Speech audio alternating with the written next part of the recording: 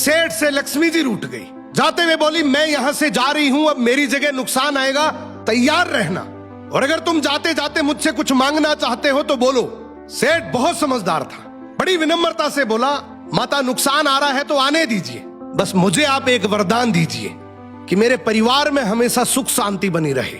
लक्ष्मी जी मुस्कुराई, तथास्तु कहा और वहां से चली गई। अब उस सेठ की 4 बहुएं थी। कुछ दिनों बाद सबसे छोटी बहू खिचड़ी बना रही थी। उसने खिचड़ी में नमक डाला और अपने काम में व्यस्त हो गई। तभी दूसरी बहू आई और उसने खिचड़ी को बिना चखे ही और नमक डाल दिया और वो भी अपने काम में व्यस्त हो गई। ऐसे एक एक करते तीसरी और चौथी बाकी की 2 बहुएं भी आई, उन्होंने भी खिचड़ी को बिना चखे ही उसमें नमक डाल दिया। अब रात को सबसे पहले सेठ खाना खाने बैठा। जैसे ही उसने खिचड़ी का 1 चम्मच लिया, उसे महसूस हो गया कि इसमें बहुत ज्यादा नमक है, और सेठ जी तुरंत समझ गए कि नुकसान आ चुका है। किसी से कुछ नहीं कहा, चुपचाप खिचड़ी खाई और चला गया। अब सेठ के बाद खाना खाने की बारी आई सबसे बड़े बेटे की।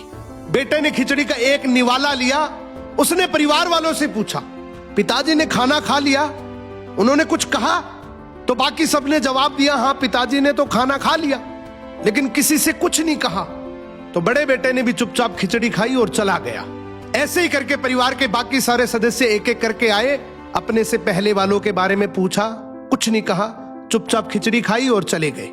अब रात को सेठ जी सो रहे थे, सपने में नुकसान आया और हाथ जोड़कर बोला, भाई मैं यहां से जा रहा हूं, मैं यहां नहीं रह सकता। तो सेठ जी ने पूछा, क्यों, क्या हो गया? नुकसान बोला, तुम सबने मिलकर 1 किलो नमक खा लिया, पर मजाल है कोई किसी पर नहीं चिल्लाया, किसी ने गुस्सा नहीं किया, सब शांत रहे। अब जिस परिवार में इतनी सुख शांति हो, आपस में इतना प्यार हो, वहां पर मैं नहीं रह सकता। निष्कर्ष कि जिंदगी है तो उतार चढ़ाव, दुख सुख, फायदा नुकसान सब चलता रहेगा, लेकिन जिस परिवार में आपस में लोगों में प्यार है, सुख शांति है, छोटे में आदर, बड़े में बड़प्पन है, उस परिवार का कोई नुकसान, कोई आपदा कुछ नहीं बिगाड़ सकती।